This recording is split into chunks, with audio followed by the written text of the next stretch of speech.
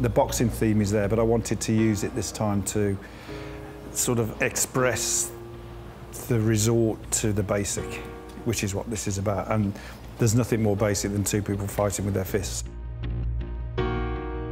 Riley's gym is one of the huge dresses for the art department. What they're great at is finding a location that has brilliant raw materials like the windows, the columns, the light, and then they just see the kind of next layer that's going to go on and kind of make the most of what's there by adding the rings, the flags, the details that really kind of sell the world.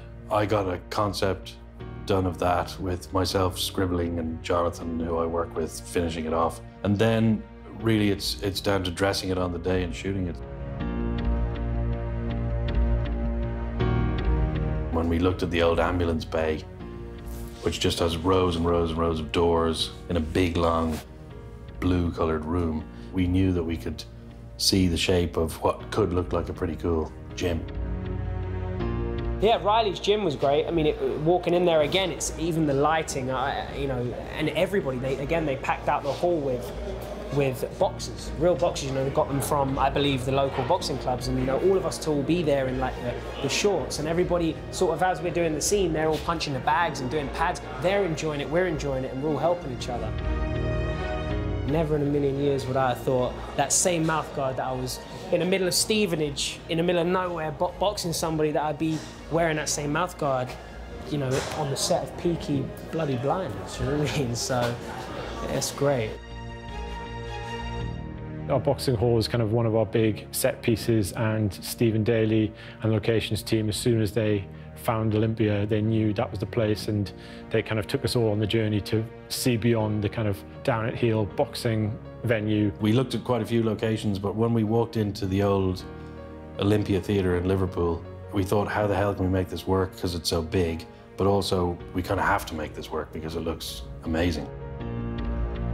They packed out the hall with like however many hundred sort of supporting artists, so they're going crazy, we're having a fight, there's like fake blood on the canvas, do you know what I mean? It really does, you don't even have to do much. You're so in it and you're so taken away by it all, the acting's so natural, you feel like you're there.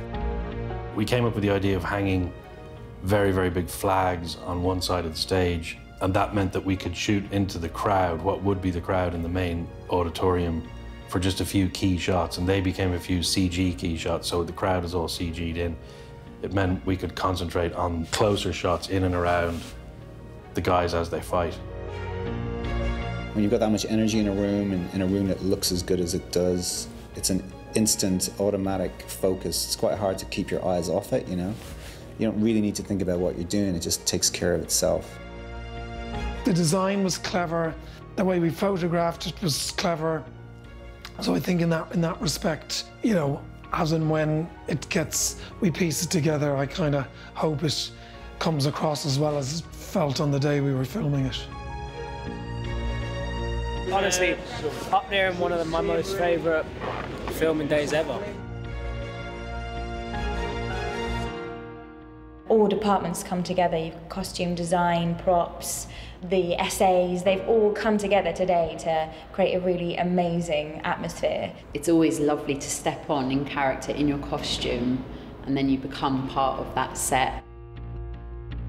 So much of this show's success and why it works is, I think, the visual. The world that the Peakies exist in is almost like another character in this show.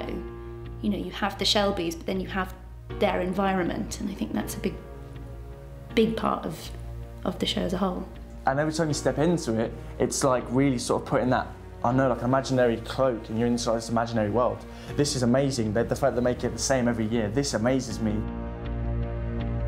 It's a challenge to maintain the great look that the previous guys have done. At the same time, there's just a lot of stuff to cram in a short space of time. We've got a lot of sets to do, and I've got a great team working for me. Costume, I think Alison McCosh, who joined the team this year, had a great approach, which was to go kind of beyond the normal costume houses and go kind of further afield in search of brilliant 20s costumes that we wouldn't have seen on television before. Alison McCosh has been absolutely brilliant. She actually sometimes comes to me with an outfit and speaks to me about my character and gives me some thoughts I hadn't even thought of yet. Normally, you know, you go to the same costume houses in London and quite often you'll watch a show and you'll go, oh my God, I wore that. But this, everything is new, everything is real and was really bought by someone and worn by someone, and there's something really exciting about that.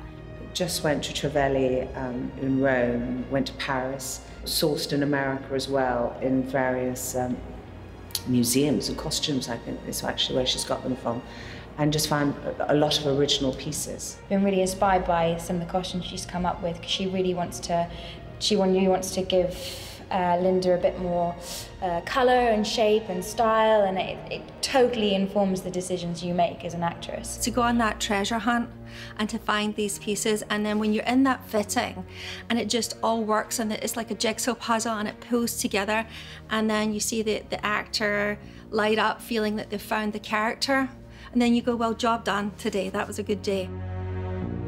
The haircuts, the style is kind of integral to what made the show successful in the first place, and Loz and her team continue to do that every year, and the cast look fantastic again, and that's thanks to those guys and their hard work. You know, when I first cut it in series 1, all the boys, like, you know, with their hats down and everyone's looking at them really weirdly, and then now, like, I cut it. It's like a normal haircut. But, you know, it is great when you see all the boys in their outfits and they've got a peak cut. They look so sharp and lovely. There's people now buying suits like this. You know, they're coming back in. I'm out sometimes having paints and they're all Peaky Blinder haircuts and Peaky Blinder suits, and that's great. It's a world. Stephen Knight was right. It's a new world, and I'm just delighted to be part of it. I'm very proud to be part of it.